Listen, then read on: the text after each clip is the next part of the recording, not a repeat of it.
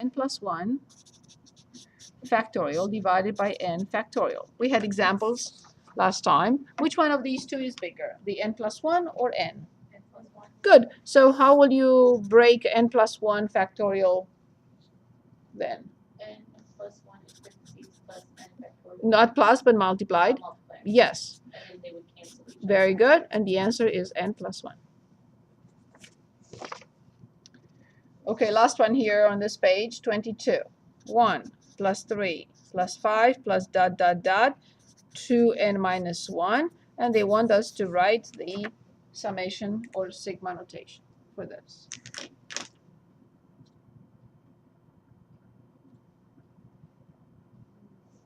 We're supposed to write it in O.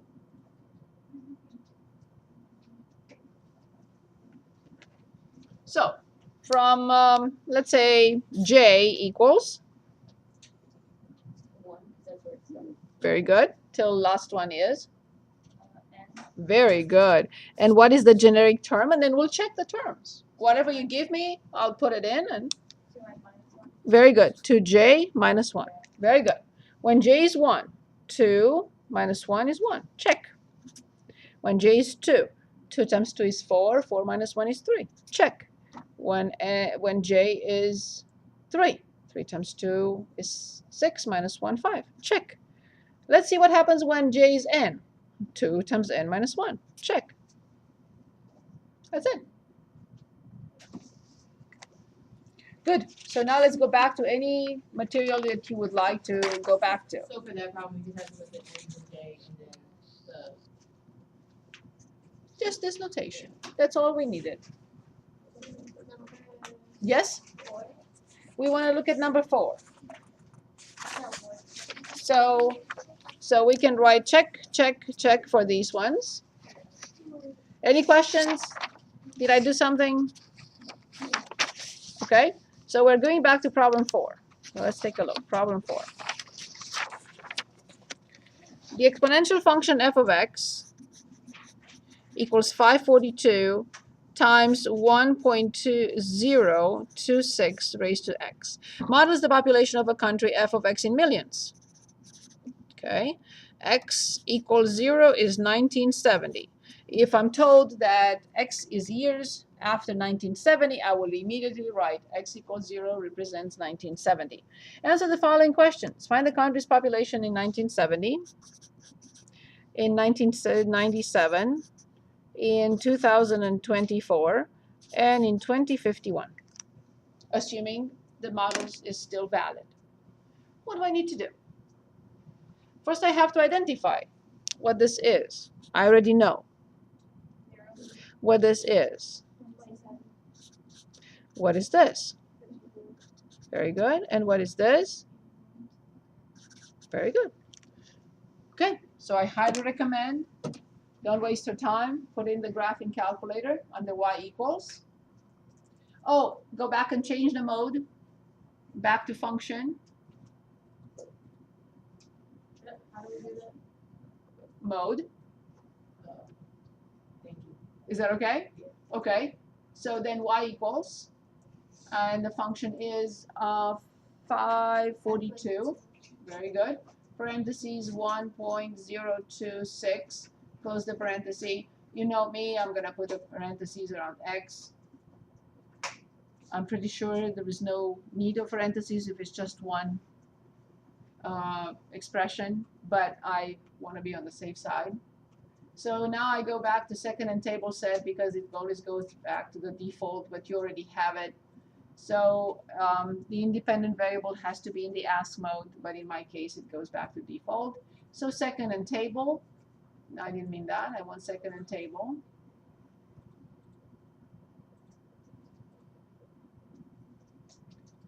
Okay. Oh, it's loading, that's why it's not letting it load. It's good, like. Oh, okay, but I don't want it to graph it. I don't need to graph. Okay. So in y equals, okay, perfect. So second and table. And I want 0. I want 27. I want 54. And I want 81. So I'm going to copy. The population will be f of 0, 542 mil, f of 27, 1084 roughly, f of 54, 2168, and f of 81, 4335 mil. I said don't round up, people, but this is in million, so that's why I did that. Okay, so part B, we're asked, what appears to be happening to the population of this country every 27 years? Excellent. Excellent. Not exactly, but that's what we see. Excellent. Well done. Good. Next question. Number 5 it is. The bar graph shows, oh. There's another one like that too, number 15. Why didn't it appear? It was here. Sometimes when I send the files, electronic files to the copy centers, this is not the first time. I'm not saying that it's their fault. Somehow the file changes. Yeah.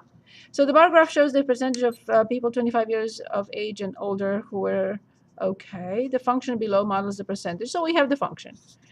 We have the functions, 6.19 time. Maybe not. If not, I copied the problem from my math lab. I can go back and find it. E to negative 0.052x. Which function is a better model for the percentage who are college graduates in 1980? Of course, you cannot answer without the bar graph in this case, but I can go back and find the problem. Okay, so we're looking at 1980. And it says f of x and g of x are given, and x years 19 from 1950. So in 1950 represents x equals, perfect. And then 1980 will represent x equals, that's all. So let's find f of 30 and g of 30. And we cannot fully answer the question because we don't have the bar graph. But I'll come up with something for you. Okay, so now there is no need, because we only plug in one number in each. There is no need to create the function. So I'm just going to go ahead. When I have to plug in more than one number, I will put it in y equals, bless you. But otherwise, there is no point. So then I have 6.19 in parentheses 1.029. Close the parenthesis, and the power in this case is 30.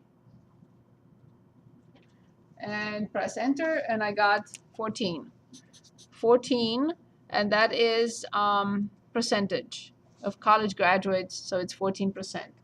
14.6%. Okay, I'll do the same with 37.3 divided by, in parentheses, don't forget parentheses, 1 plus 6.1. And E, don't forget parentheses for the power. This is a must. Negative 0.052. Also multiplied by 30. Close the parenthesis for the power, and then come down and close the parenthesis for the denominator. And only then press enter. And this is 16.35. 16.35%. So this is a problem from so this is from exponential functions. So it's chapter 4. Let me see.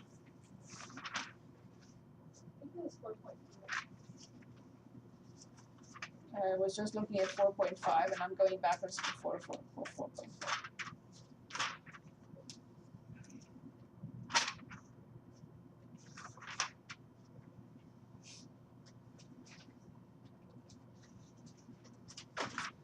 Yeah, I copied it from my math lab. Yeah, I don't see it. Oh, I think it's question 25, 4.1. Okay, I was just going backwards to. Excellent. Great job. So here's the graph that we are.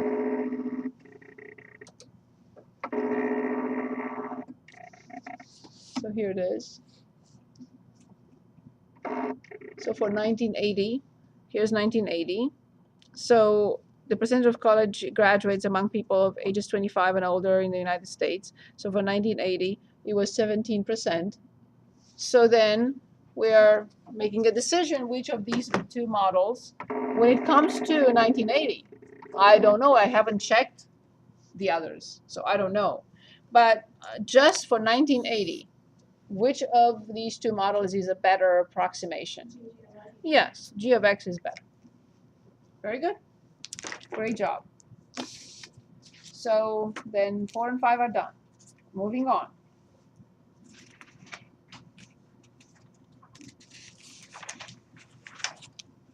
On Wednesday, I will bring a final exam from last semester, and I would like to start reviewing for the final, because Wednesday we're going to have the third test, and then the following Wednesday is the last day of classes, and we decided to have a review, right? I thought Monday.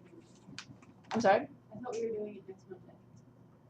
Right. But on Wednesday, I would like to start reviewing for the final, unless you have questions. A week from today, test 3. The following Wednesday is the last day of classes, and we meet on Saturday, if you want to, for practice. That's what we decided. Which Saturday is the practice again? The 11th. The 11th. The 11th. Yeah. So, and that will be an extra session that I owe you anyway, and we will use it for the final exam. Yes. What Yeah. time is that? We will decide. Here's the numbers. Whatever you want. Is somebody else asked for a number already? I'm sorry? Is someone else asked for a number already? What number? No, did anybody ask already?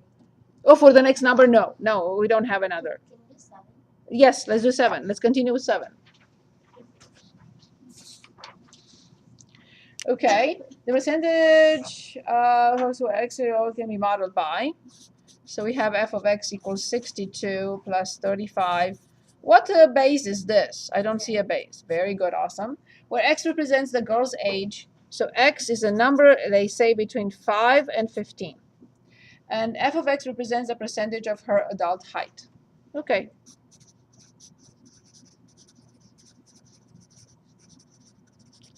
They came up with a function that says, okay, if you measure a girl with the age between 5 and 15, then you will you're able to predict the maximum height, how tall the girl will be in her life. Okay? So that's as a percentage. Okay, so use this function to determine approximately what percentage of her adult height girls are at age 14. What am I asked to do? Is it okay, 14? That's it. 62 plus 35 log 10.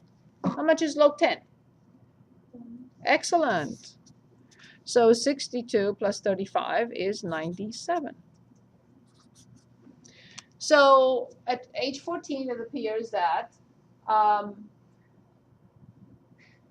the girl will have the height of 97% of the maximum height that she would, assuming the model works for everyone, but in general, the height she reaches a height that is 97% of her entire adult life height. So she will go higher, not by much, by another 3%. She will grow. Good. Next question. Number 6. Graph the function using transformations. Very good. And here's, oops. So 9, 10, 11. Okay, ready? So asymptotes, domain, range, x and y-intercept algebraically. Okay, perfect.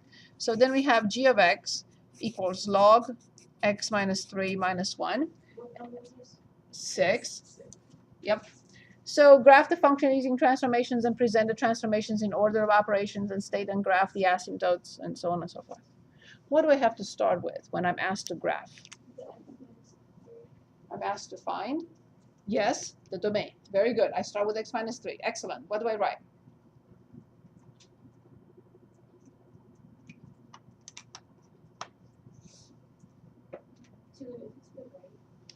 It means that x minus 3 must be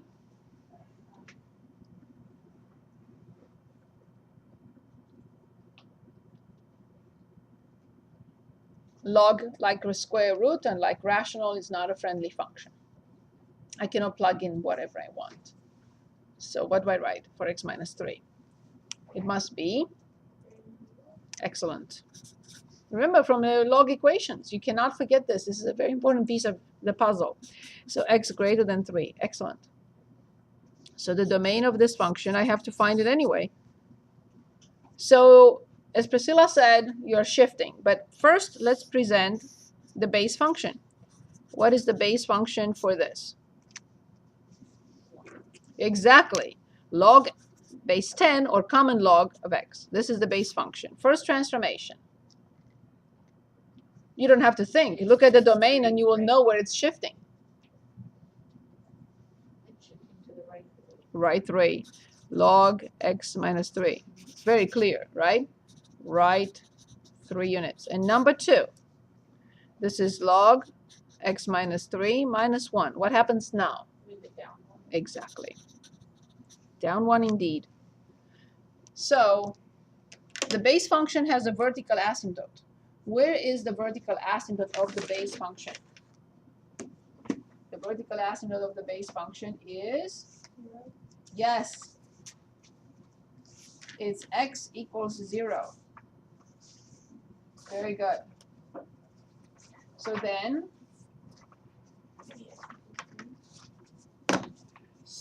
yes, when I shift a graph with a left and right, a graph with a vertical asymptote, I have to shift the asymptote first. So this point, so this was the graph of log x. But now I have to shift it, and this is my reference point. Where do I shift this point from 1, 0? Is it supposed to be, oh, you went 3 times the left, right? The right. Yes, I moved x equals 0 to x equals 3. Why is your point not there? Yes, where does this go? Where will this go? But it cannot be at 3. I have to move it 3 units. You're only moving it 2 units. So this is the original log function. It crosses at 1, 0. Oh, so it's 4. Exactly. Of course, right? It's log x minus 3. And then what do we do with this? We can move it down 1. Down 1. So where does this reference point move now? 4, not a negative 1. Still 4, but negative 1. Correct. Very good. So this is the final graph. So this is final, which is log x minus 3 minus 1. Very good. We're also asked to find the range. Can anyone give us the range of this function? Wait, I don't understand why you. It's still 3 down 1, right? Why'd you say 4? Because it started at 1. It starts at 1. 1, 2, 3, which is 4. Why did it start at 1? Yeah. That's the base function. That's the graph of the base function. If we go back to our notes from chapter 4, that's how the function looks like. It crosses at 1, 0. You said the vertical asymptote was 0? It's x equals 0 right here. It moves to x equals 3, and I have the domain. So I know it cannot be this, because if it's this, the domain is not 3 to infinity. If by mistake, if I graph this, the domain will not be 3 to infinity, right? It will be 2 to infinity, which is not the case. Is that clear? Okay, so what is the range of the green function? Negative infinity. Of course, very good. So now I want to find the x-intercept. How do I find the x-intercept for any function? Very good. So I have log x minus 3 minus 1 set equal to 0. Okay, perfect. Exactly. Awesome. Log x minus 3 equals 1.